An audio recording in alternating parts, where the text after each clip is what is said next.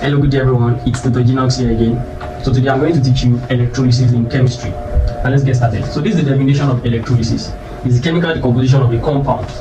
The compound in this context, the compound is an electrolyte. The compound can be any of these, acid or a salt, which takes place when an electric current is passed through either a solution or molten form of the compound. There are some materials that conduct that electricity in the electrolytic setup. So those materials are called electrode.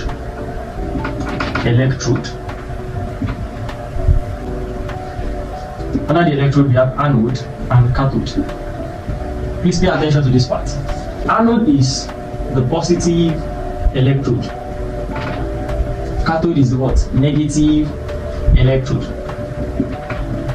Are you getting that? Positive electrode, negative electrode. So after the electric current has been passed, the ions of the electrolyte, they will migrate to different electrodes. The ions that will migrate to the cathode, they are referred to as cathode ions. That's cations. Cations will migrate to the cathode. Anions will migrate to the anode. So anions will migrate to the anode. But cations, they are positive ions. Positive ions. Anions are negative ions. So the logic there is that at the positive electrode, negative ions will migrate. So the logic there is that negative ions will migrate to anode. Positive ions will migrate to cathode. I'm still going to show an example to demonstrate this very well. Positive ions will migrate to the cathode, which is the negative electrode, while negative ions will migrate to the anode, which is the positive electrode. Don't forget the general principle of electrostatics. Like charges repel, unlike charges attract. So this concept is still applied here. That's the reason why positive ion moves to the negative electrode and negative ions move to the positive electrode. Let me quickly show you an example on how to analyze the electrolysis of a compound. So this is the example. We want to analyze the electrolysis of concentrated sodium chloride solution. If you are to analyze the electrolysis of a compound, it will be the compound together with water. You get that? Now sodium chloride will split to its component ion, Na plus Cl minus. Water will split to H plus OH minus. So this process is called ionization. Process whereby a compound splits into its component ion. The process is called ionization. Now we need to continue further with the analysis. Na plus and H plus will migrate to the cathode. Cl minus and OH minus will migrate to the anode. Note that at the anode, oxidation occur at the anode.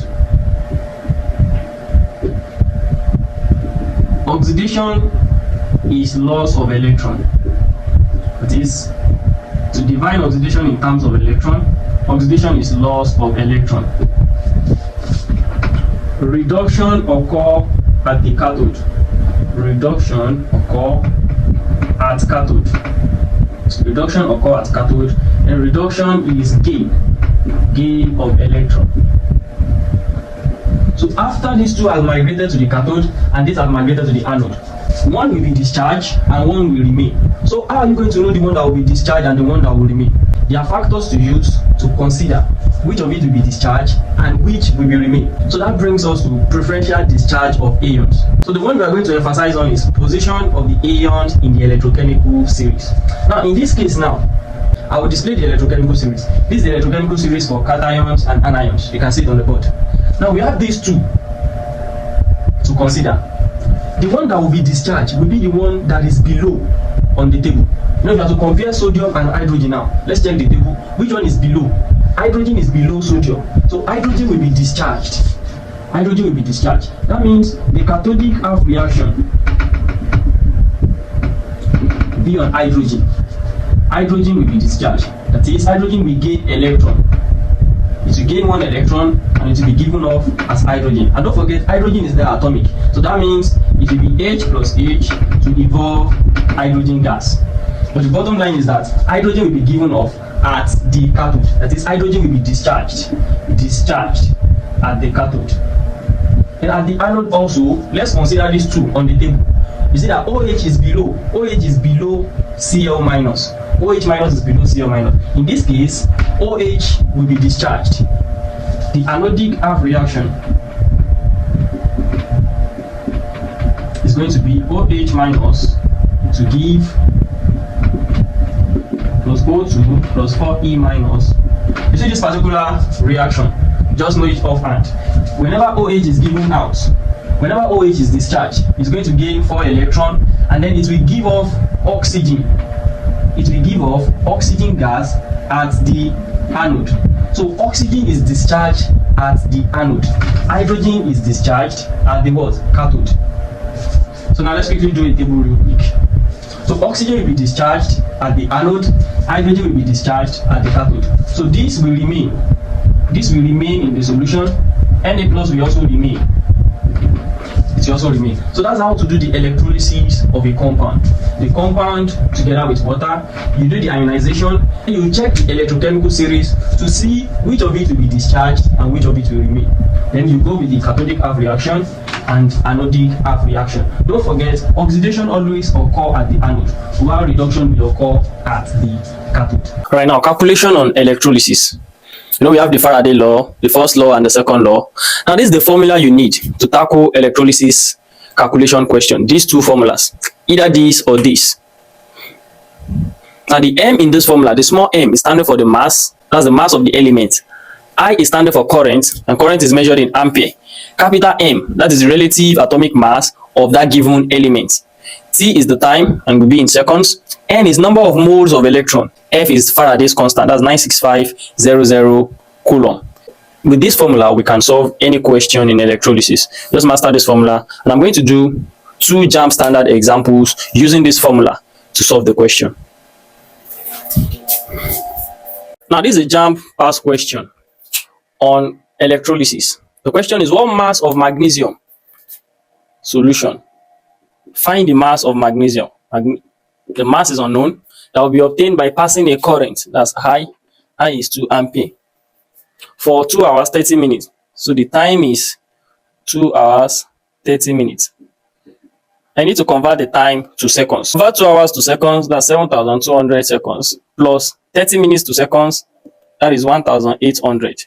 Addition of everything is 9,000 seconds. So that's the time. Capital M is given as 24 in the bracket. So this is the relative atomic mass for magnesium. And F is 96500 C. Now, before we apply the formula, magnesium ion is Mg2 plus.